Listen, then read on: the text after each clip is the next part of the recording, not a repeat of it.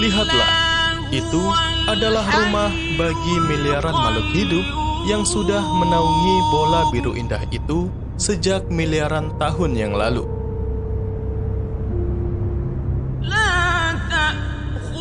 Bumi, satu-satunya planet dengan bentuk kehidupan yang sejauh ini diketahui oleh umat manusia. Di luar itu, sampai saat ini masih belum dapat dipastikan apakah ada bentuk kehidupan serupa di antara triliunan planet yang tersebar di seluruh penjuru alam semesta ini.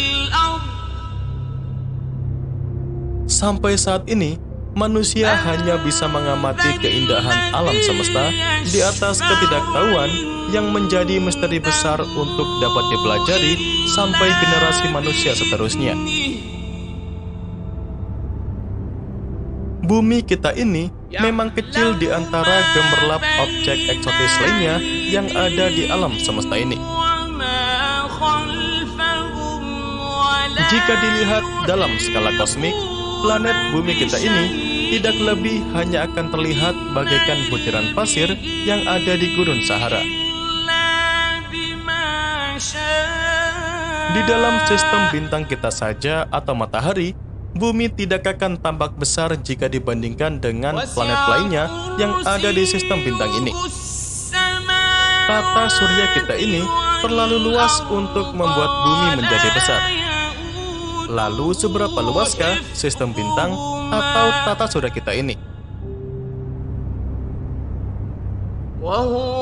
Jadi, coba Anda bayangkan saja, jarak antara bumi dan matahari adalah sekitar 150 juta kilometer. Dengan jarak itu, para astronom menggunakannya sebagai cara pengukuran jarak antara satu objek dengan objek lainnya. Jarak antara bumi dan matahari dibulatkan menjadi 1 SA atau satuan astronomi, yang berarti 1 SA sama dengan 150 juta kilometer. Sekarang, sebagai perbandingan jarak matahari dan sabuk Kuiper atau tempat Pluto berada adalah sekitar 50 SA. Jika dihitung dengan jarak satuan kilometer, 50 SA sama dengan sekitar 7,5 miliar kilometer. Nah, itu merupakan jarak yang sangat-sangat jauh dan sudah bisa membuat sistem bintang kita tampak dengan luasnya. Namun, apakah itu luas dari tata surya kita? Jawabannya tentu adalah tidak. Semua itu dikarenakan ukuran sebenarnya dari tata surya kita didefinisikan oleh jangkauan gravitasi dari matahari. Untuk saat ini, wilayah terjauh di tata surya kita adalah awan Oort yang terletak sekitar 100.000 SA. Dengan jarak sejauh ini, pengukuran dengan SA atau satuan astronomi pun akan susah. Oleh karena itu, para astronom membuat satuan perhitungan lainnya untuk dapat mengukur jarak sejauh ini, dan satuan itu disebut sebagai tahun cahaya.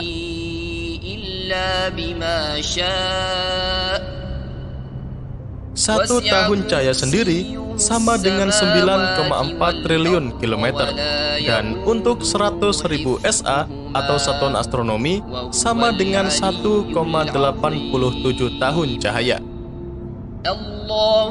Jadi, luas dari tata surya kita ini bisa dibilang adalah sekitar 1,87 tahun cahaya atau hampir sekitar 18 triliun kilometer. Apapun objek yang masih terikat dengan jarak sejauh itu berarti masih merupakan anggota dari sistem bintang kita, dan tentunya itu merupakan jarak yang sangat-sangat jauh.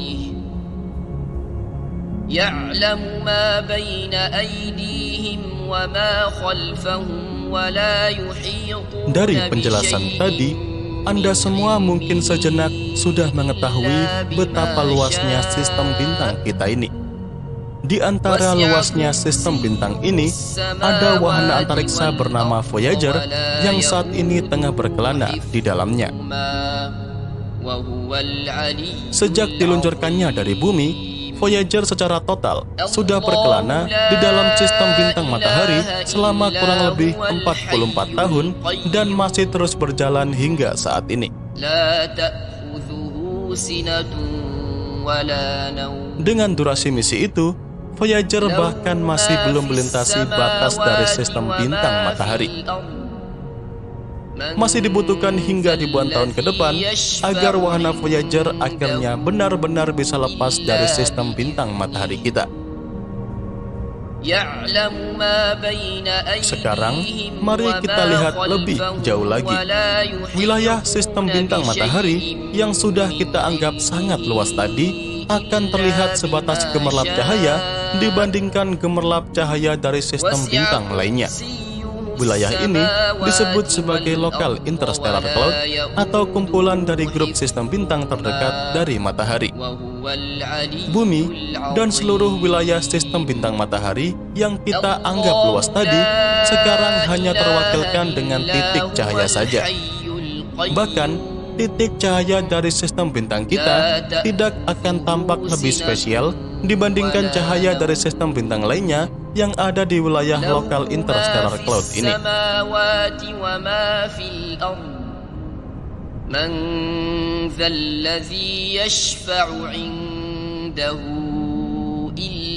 Selanjutnya, mari kita semua pergi lebih jauh lagi sampai melihat keseluruhan dari sistem galaksi Bima Sakti atau Milky Way. Inilah sistem galaksi kita yang terbentuk dari ratusan miliar bintang dan triliunan planet yang tersebar di seluruh penjuru galaksi. Dari sini, sudah tidak mungkin untuk menanyakan di manakah keberadaan bumi atau sistem bintang matahari. Semua sistem bintang termasuk matahari hanya diwakilkan sebagai titik cahaya saja yang membentuk galaksi Bima Sakti. Menurut penelitian, luas dari wilayah keseluruhan galaksi ini adalah sekitar 100.000 tahun cahaya. Jadi bisa Anda bayangkan sendiri betapa luasnya galaksi kita itu.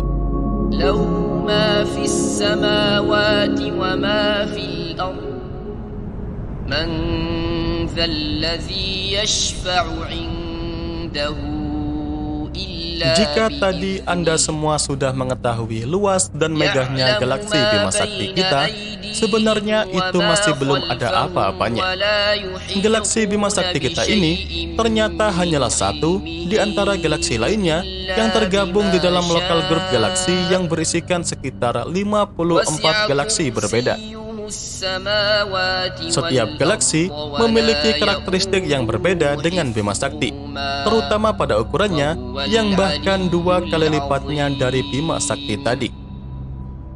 Kemudian, seluruh galaksi yang tergabung di dalam lokal grup ini saling berinteraksi satu sama lain dengan gravitasi.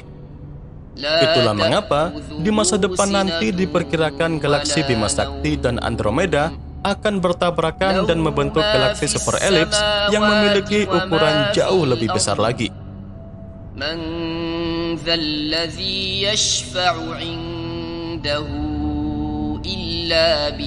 Kemudian kalau kita melihat lebih jauh lagi, maka lokal grup galaksi kita tadi hanya akan menjadi bagian kecil saja dari wilayah yang disebut sebagai Virgo Supercluster ini.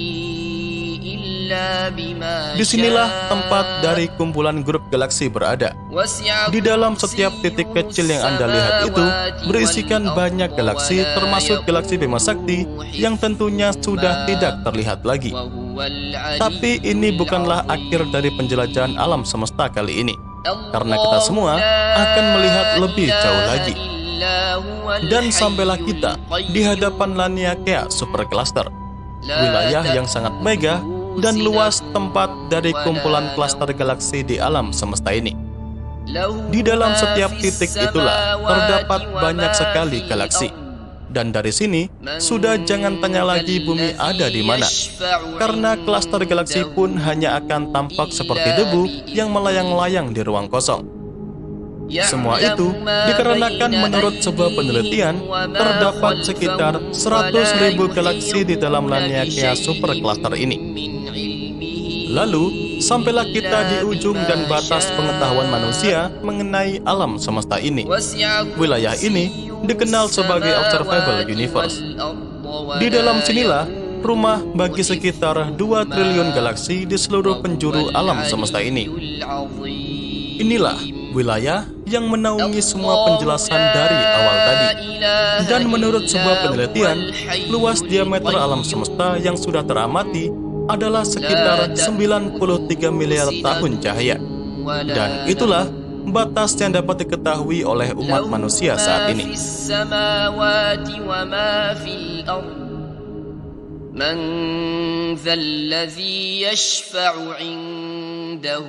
Di luar semua itu tadi, sampai saat ini manusia belum tahu pasti ada apa di sana. Beberapa objek hipotesa seperti galaksi pengembara sudah dijelaskan oleh para ilmuwan. Namun, hal menarik seputar Observable Universe tadi adalah sebuah teori yang mengatakan kalau batas alam semesta yang sudah dipelajari saat ini adalah batas dari satu alam semesta ke alam semesta lainnya, atau sebuah teori yang dikenal dengan nama multiverse. Namun itu semua masih merupakan hipotesa yang didasari dengan dugaan kuat dari para ilmuwan. Bukti untuk menjelaskan keberadaannya pun masih belum ada. Jadi masih sangat jauh untuk mengatakan kalau multiverse ini adalah konsep realita yang benar-benar ada. Namun, hal yang sudah pasti, alam semesta kita ini di luar pengamatan sedang berkembang lebih cepat dari kecepatan cahaya. Jadi dengan begitu, alam semesta akan terus meninggalkan misteri besar bagi generasi umat manusia seterusnya. Pada akhirnya, seluruh penjelasan tadi tidak akan membuat alam semesta kita ini tampak sangat besar, tapi sebaliknya, membuat kita semua menjadi sangat kecil di tengah lautan alam semesta yang semakin membesar. Meskipun begitu, kita semua patut berbangga, karena meskipun kita semua adalah spesies mikroskopik di alam semesta ini, tapi kita semua berani berpikir di luar batas alam semesta saat ini. Dan ya, itu saja yang dapat saya sampaikan pada kesempatan kali ini. Seperti biasa, semoga dapat memberikan pengetahuan baru seputar dunia astronomi sekaligus hiburan buat kalian semua. Jangan lupa ya, kedepannya masih akan ada banyak lagi pembahasan menarik mengenai dunia astronomi yang akan saya sampaikan. Dan tentunya bakal sayang banget untuk kalian lewatkan. So, tetap stay tune terus ya bersama kami, Nasi Angkasa, Media Astronomi Indonesia.